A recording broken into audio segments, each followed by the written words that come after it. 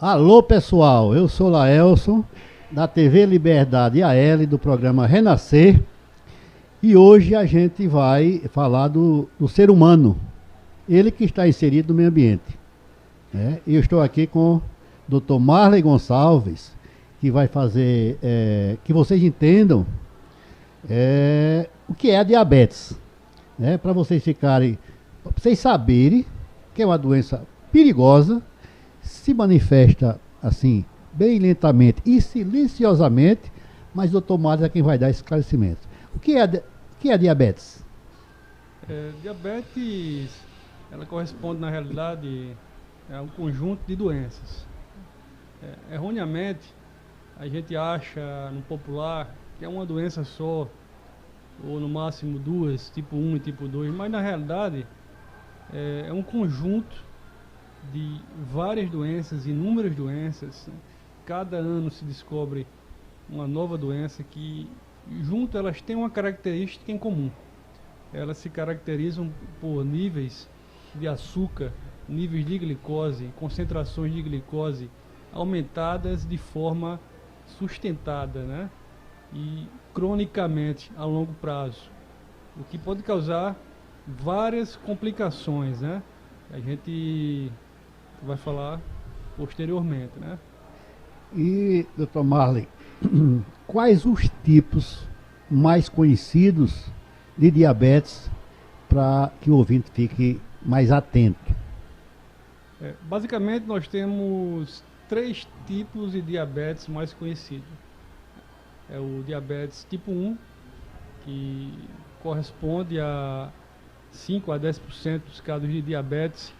Esse diabetes ele é mais comum em crianças, adolescentes e às vezes até adultos jovens. Ele tem um componente autoimune, né? De autoimunidade, e isso aí, na linguagem popular, é quando o organismo ele produz anticorpos contra ele mesmo, né? Então são anticorpos que destroem o pâncreas, né, que é o órgão responsável pela produção de insulina. Então no diabetes tipo 1, a gente tem uma ausência de produção de insulina por uma autoimunidade. Temos também o que é mais comum, que é o diabetes tipo 2. Ele é mais comum em adultos mais velhos e idosos, aumenta com o avançar da idade, com a modernidade, né, de uma alimentação que não é saudável, de um estilo de vida inadequado, né, de sedentarismo, né, alimentação rica em fast food, né.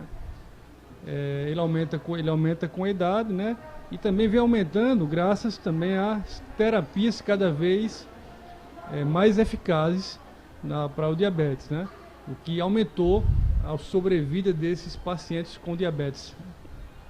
Temos também um tipo que ele é muito frequente, os estudos até variam, dizem que varia até 5 até 30% das gestantes, que especificamente é o diabetes mellitus gestacional, né? É algo é algo que deve ser tratado à parte, mas que ele também traz uma série de complicações, tanto para a mãe quanto para o feto. O bebê pode nascer grande, pode ter hipoglicemia, glicose baixa quando nasce, pode ter dificuldade respiratória, ter que ser entubado até morrer, né? Pode dar sangramento na gestação, né? Tanto morte fetal quanto morte materna, né? Esses são os três principais tipos de diabetes, né? Mas existem várias causas de diabetes, diabetes causados por problemas genéticos, né? Por problemas no pâncreas, como uma pancreatite, um câncer no pâncreas, né? Uma cirurgia pancreática, por exemplo. Diabetes causados por medicamentos como corticoides, como antipsicóticos. Ou seja, existem várias causas de diabetes. Os mais comuns, tipo 1, tipo 2 e o diabetes gestacional. Doutor, e a gente é novo, né? Antigamente não se pensava assim, ou não se tinha descoberto diabetes em crianças. Mas hoje o senhor já falou aí que criança também está sujeito a ter essa doença. Quais as consequências das pessoas que adquirem essa doença e não tomam os devidos cuidados? Pois bem, inicialmente falar em diabetes em criança, a gente já deve voltar ao período neonatal, né? A gente sabe, hoje é muito bem estabelecido que a criança que não tem um aleitamento materno exclusivo nos 6 primeiros meses de idade, elas têm um risco aumentado de ter doenças como diabetes, hipertensão e obesidade ao longo da vida, né? Então, o diabetes em crianças ele vem aumentando muito, né? Sobretudo porque as crianças estão cada vez mais paradas, né? Já na minha época, né, a gente, quando criança, até evitava sair, não tem mais essa questão, até tem, mas é muito difícil de brincar na rua, jogar bola por conta da segurança, né? Eu acredito que na sua época isso era muito mais frequente, né? Então, a criança, ela pratica menos atividade física, né? Ela é sedentária, ela come muita porcaria, muito fast food, né? Não se alimenta de forma adequada. Então, a incidência, né? A quantidade de crianças com diabetes, né? Ela vem aumentando ao longo do tempo, né? E a gente está falando aqui de diabetes tipo 2, que é o diabetes que é associado a esses hábitos alimentares, esse estilo de vida incorreto, né? O diabetes tipo 1, a incidência dele é variável. Há estudos que dizem que aumenta, mas a gente não sabe se está diagnosticando mais, né? Já que o diabetes tipo 1, ele é associado à autoimunidade e não existem fatores de risco muito bem estabelecidos, né? Então é isso. Ô, doutor, é o seguinte, o senhor tocou aí num assunto bastante interessante. Esse estilo de vida que a gente escolheu, ou que estão empurrando para a gente nos dias de hoje. Uma alimentação com bastante ingredientes que a gente não era acostumado a comer antigamente. Uma vida mais sedentária. A gente sabe também que é uma das causas que acontece de a gente pegar várias doenças, inclusive a diabetes, é esse sedentarismo que a gente vive hoje, inclusive as crianças com essa tecnologia que a gente vê aí de facilidade de tudo, sem sair de um sofá, sem sair de um local, nem para ligar a televisão. E hoje, né, a gente sabe que o metabolismo do ser humano, ele trabalha de acordo com as atividades físicas que são feitas, né? Eu queria que o senhor falasse um pouquinho dessa alimentação, que hoje qualquer tipo de alimentação, ela se transforma em açúcar, principalmente, né? A gente come frutas, tem fibras, é benéfica, mas tem a frutose. A gente vai para o açúcar do café, que é sacarose, e também é um concentrador de açúcar no sangue. A gente come massa, carboidrato, né, que também no final vai se transformar em açúcar. Como é que a gente deve se alimentar e o que é que a gente deve levar para a nossa vida para diminuir um pouco essa possibilidade de a gente se tornar um diabético em algum período da vida da gente? Pois bem, é necessário que se tenha um equilíbrio, né, entre aquilo que a gente consome e aquilo que a gente gasta, né, que o organismo gasta, né? Ou seja, entre a quantidade de calorias que é ingerida e que é gasta, tanto pelo metabolismo normal, né, basal, quanto por atividade física, como o senhor falou, a gente está cada vez mais sedentário, né? Embora muitos programas estão sendo feitos para modificar isso aí, né? Então tem que ter realmente esse equilíbrio, né? A gente sabe que determinados tipos de alimentos assim, né, realmente são totalmente contraindicados, né? Eu não vou dizer que não use, mas com muita moderação, eventualmente, não pode ser uma rotina, né? Como um refrigerante, fast food, né? Enlatados, embutidos, hambúrguer, né? Aqueles salgadinhos, né? Ou seja, assim, essa criança, ela precisa, tanto a criança quanto o adulto, o indivíduo ele tem que ser acompanhado por um nutricionista que vai levar em consideração vários fatores como peso, altura, características individuais, o gasto metabólico, se pratica esporte, o tipo de esporte que pratica, preferências alimentares, né? Então ele tem que ser acompanhado por um nutricionista, né? Mas de modo geral, o que eu posso dizer para todos, né, os telespectadores aqui, é importante que a gente volte um pouco no tempo e tente fazer a dieta mais natural, mais simples possível, né? A dieta, como diz a expressão, que nossos avós eles faziam, né? Que é uma dieta bem mais saudável, né? Menos industrializada, né? Quanto menos industrializada, obviamente com segurança alimentar, mais melhor para o organismo. O pessoal mais velho, né? As pessoas mais leigas, mas que têm sabedoria, né? Sabedoria popular, diz que é aconselhável comer o que se descascas, né? Ao invés de o que se abre, né? Quer dizer, mais legumes, mais verduras, né? Você tira do solo e menos produtos industrializados. Aí o senhor tocou aí no refrigerante, nos salgadinhos, nos fast foods, né? Que são os sanduíches naturais, pão, né? As farinhas, de modo geral, é de suma importância, às vezes, na nossa nutrição, mas que a gente deve se alimentar moderadamente. Então, o nutricionista, a gente sabe que para as classes menos favorecidas, a gente fica, às vezes, sem acesso, que são serviços que devem entrar nas políticas públicas. Então, qual o recado, assim, de um modo geral, que o senhor daria para essas pessoas que não têm acesso a nutricionista, assim, para ter uma alimentação mais saudável? Pronto. De um modo bem geral, né? Evite ao máximo comer pão, comer farinha, macarrão, arroz branco. Prefira comer batata, principalmente batata doce. Macaxeira, batata inglesa também, principalmente a batata doce, né? Inhame, né? E carnes magras, com pouca gordura. A proteína, a carne é a proteína, né? A proteína, né? O peixe. Evitar fritura, evitar salgado, né? A questão financeira a gente sabe que é muito importante, né? Mas o que a gente vê também na prática são pessoas que muitas vezes não têm condições financeiras, né? Mas compram, aí vão na lanchonete, compram uma coxinha que é o mesmo valor ou até mais caro do que comprar uma fruta. Ou 1 quilo de macaxeira. Ou 1 quilo de macaxeira, né? Então, assim, também tem a questão financeira, mas também é importante que todo mundo se coloque na responsabilidade de fazer tudo aquilo que é possível, que está sob seu controle e sob seu alcance. Certo.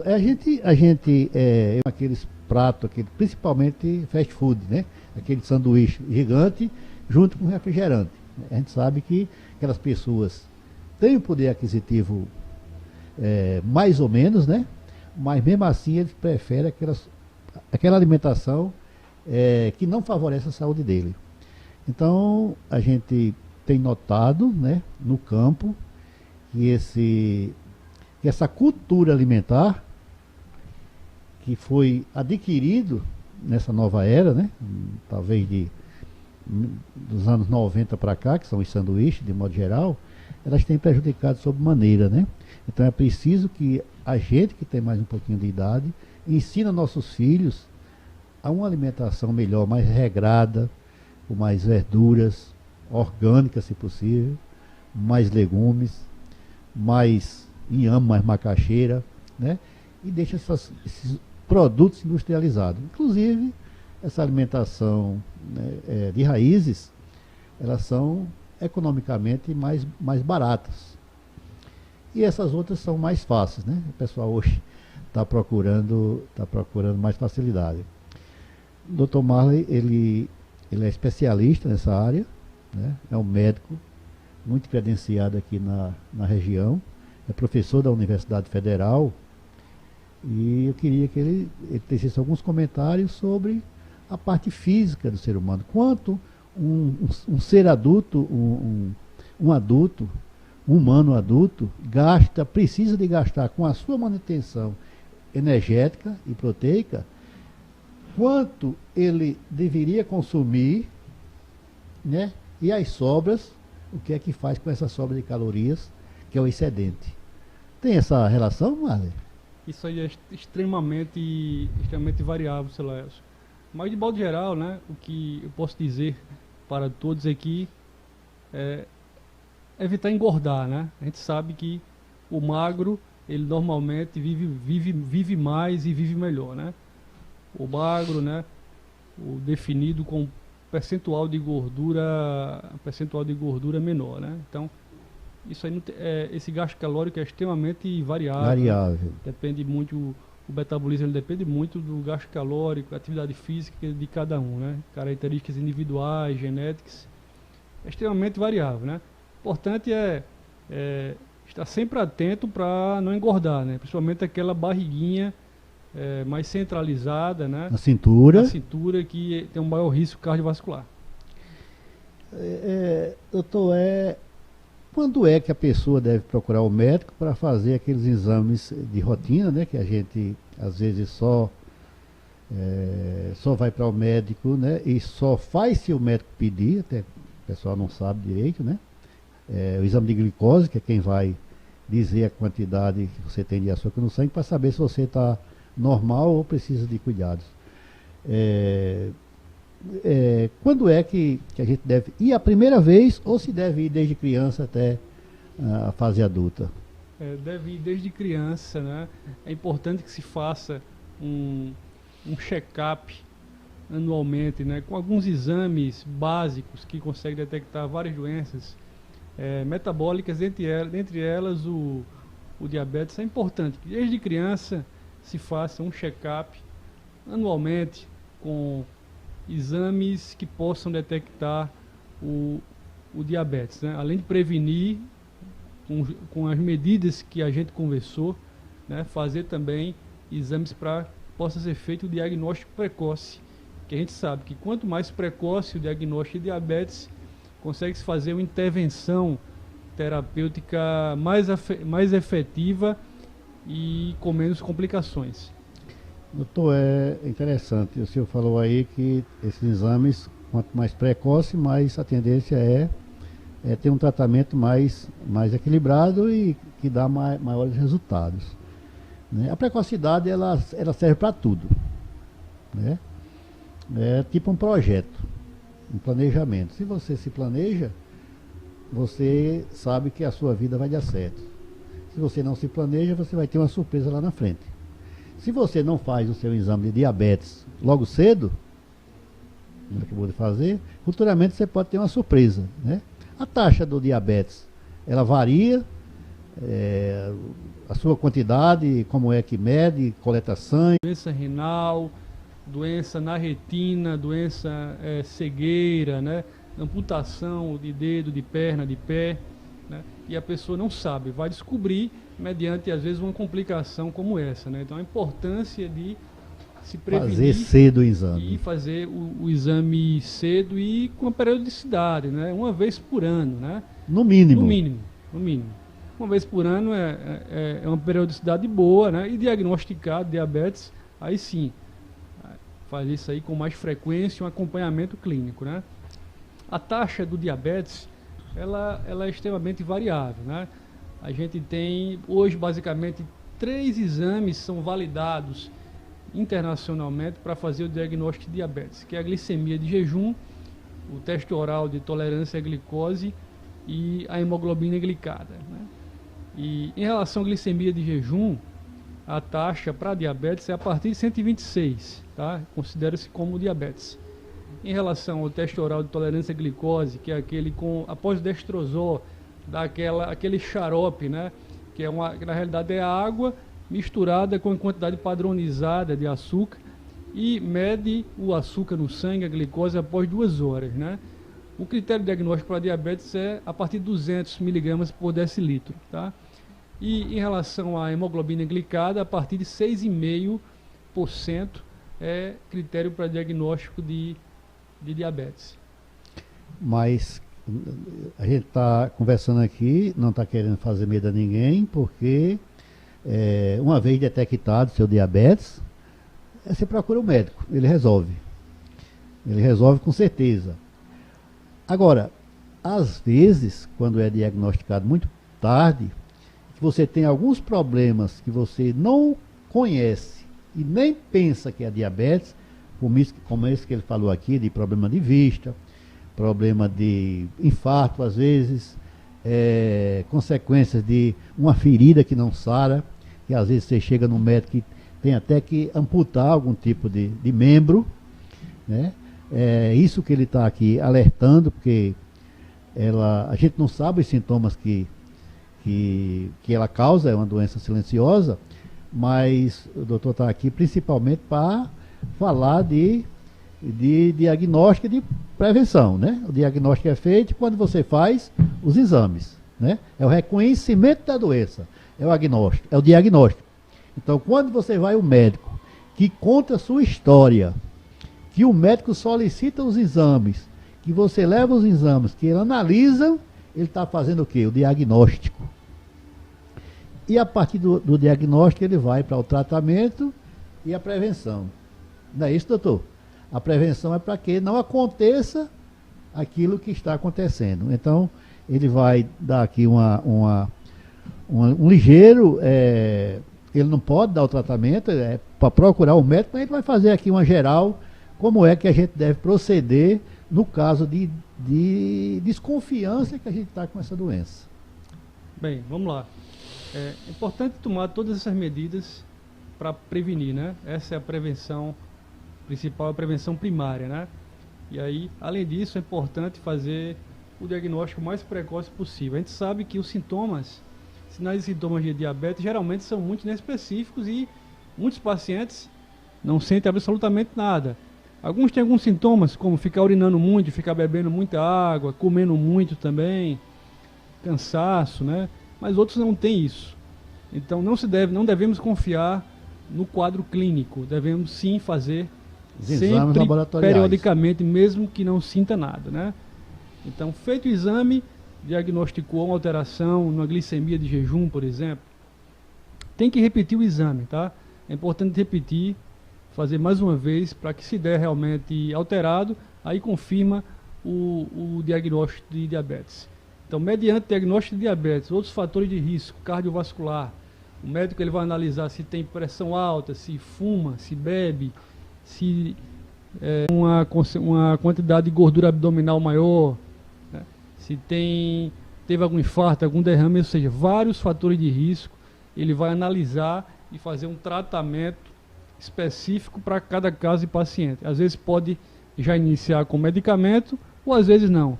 Dá a chance do paciente mudar o estilo de vida e se melhorar não tomar medicamento. Mas cada caso é um caso, né? O estilo de vida e façam realmente o check-up anualmente. Doutor Marley, só entrando assim na parte financeira e para o público ficar sabendo, quanto custa um exame de glicose hoje? O senhor tem essa ideia? É ético falar isso? Em média. É muito variável, entendeu? Em termos financeiros, realmente, eu não sei qual o valor que está no meu laboratório, eu não sei lhe dizer. Porque eu confesso que essa parte financeira, realmente eu não me dedico a isso. É lá com o laboratório. Fica mais com a parte administrativa mesmo, né?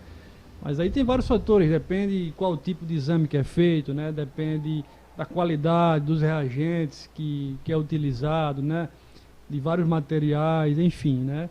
Mas também temos disponibilidade pelo SUS, né? Tem particular, convênio, aí realmente é bem variável. Mas não, a gente, para ter a saúde perfeita, não existe nada caro também, né? Então, a gente gasta com tantas outras coisas que talvez economizando aí a gente dá para fazer um exame de pelo menos 2 vezes por ano para ter a oportunidade de não adoecer dessa doença tão silenciosa. E falando em prevenção, o que é que o senhor aconselha para prevenir a diabetes? O senhor falou realmente um fato muito importante, né? Essa questão de valor do custo, né? Isso é muito relativo, né? Às vezes é um valor que você vai deixar de ir num dia, num restaurante, numa sandubaria, comer um fast food que causa diabetes, pode ter uma predisposição a diabetes, você vai deixar de ir um dia para fazer o exame para saber se tem a doença, né? Então, realmente é importante que a gente dê o valor necessário para cada coisa, né? E priorizar a nossa saúde, né? Em termos de prevenção de diabetes, é isso. Faça exercício físico regularmente, tenha uma alimentação adequada, uma alimentação saudável, né? E faça realmente o check-up anualmente. É isso aí, pessoal. Estamos chegando ao fim da nossa entrevista, né? Agradecemos ao Dr. Marley pela oportunidade de vir aqui esclarecer para o público que é a diabetes e pedir para vocês realmente se cuidarem e principalmente fazer a sua educação física, né? Agirem, né? Não ficarem parados, não ficarem deitados, não ficarem sentados. E hoje, para quem quer fazer movimentação física, tem aí as ruas de Arapiraca quase todas asfaltadas e que a gente pode se movimentar.